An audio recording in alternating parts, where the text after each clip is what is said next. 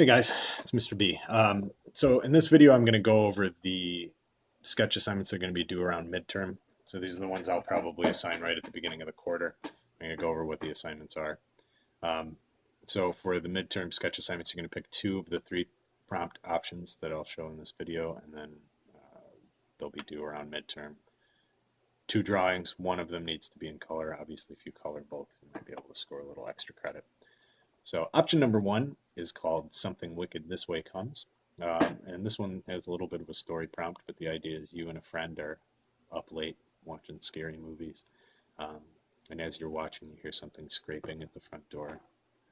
And first you're like, it's no big deal. It's probably a tree branch. And then something's scratching louder and louder. And then something is pounding on the front door.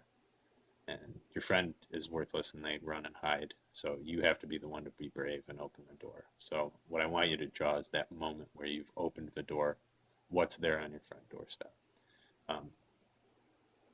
All you're required to have for this drawing is a doorway and something standing there. So that's all you really need. If you can give me that, that's all you got to do. Some people have drawn the doorway and the door and the monster and maybe show that it's stormy outside and have some things around the door to make it feel more like a home and less like a rectangle with something standing in it. Or maybe you draw yourself running away in terror. All I'm really worried about,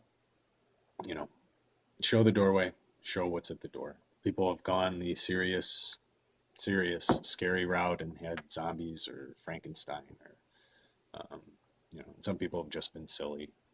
Pizza guy, a Girl Scout selling Girl Scout cookies in a storm in the middle of the night.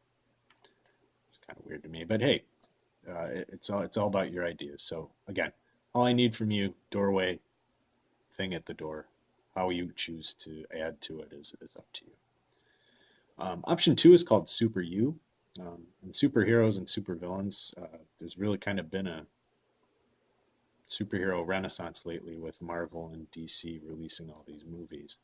But what I want you to do for this one is imagine if you had superpowers, and draw yourself as either a superhero or a supervillain. So I want you to design your costume or your armor or whatever it would be. Try to make it reflect what your abilities are. The Flash. If we think of the Flash, he's got the lightning bolt on his chest that shows he's fast as lightning. How can you have your costume kind of fit with your abilities? And then also, what I want you to do for the actual drawing is to kind of show yourself at work as a hero or a villain.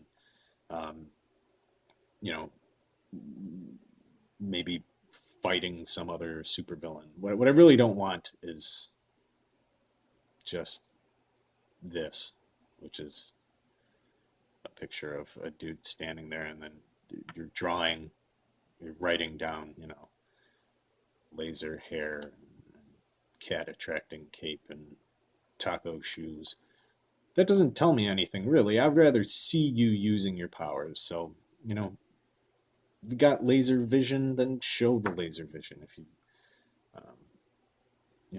you can fly, show yourself flying. Don't just draw yourself standing there with a list of things next to you.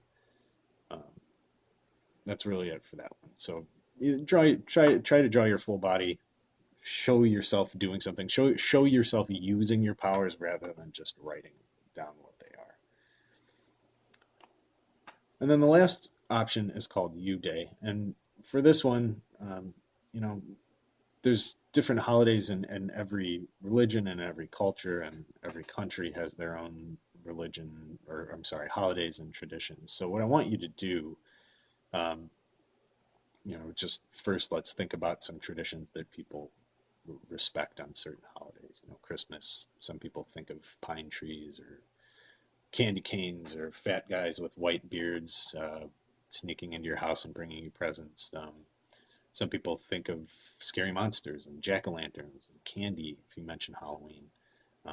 Some people celebrate Easter by going to church with their family. Some people celebrate Easter by coloring eggs, and the Easter bunny comes to your house and leaves you gifts. Whatever it is, those traditions are. Each holiday kind of has its own. Um, so for this one, I want you to imagine if you were as important or famous enough to have your own holiday kind of named or patterned after you. What would people do on you day? What would they do on your day? What sorts of traditions would they respect? And what I want you to do is just think of three traditions that people would kind of practice on your holiday, whether that's, you know, if you want to borrow from other holidays, going to see fireworks on yours, or maybe everybody watches a movie on Netflix and takes a nap and eats chocolate cake. Whatever it is, I want you to kind of come up with your three traditions. Um, One way kids have done this sketch in the past is just split the paper into three sections and kind of have a drawing that represents each tradition. I've even had other kids show people drawing, draw people out at a party where all the traditions are just kind of happening in the drawing. It's up to you, and you can kind of base this on what you feel your skill level is. But um, think about that. Think about what the three traditions would be for your particular holiday. Um, and I think that's really it. If you guys have any questions, you know where I work, so just ask them in class, and I'll see you guys at school.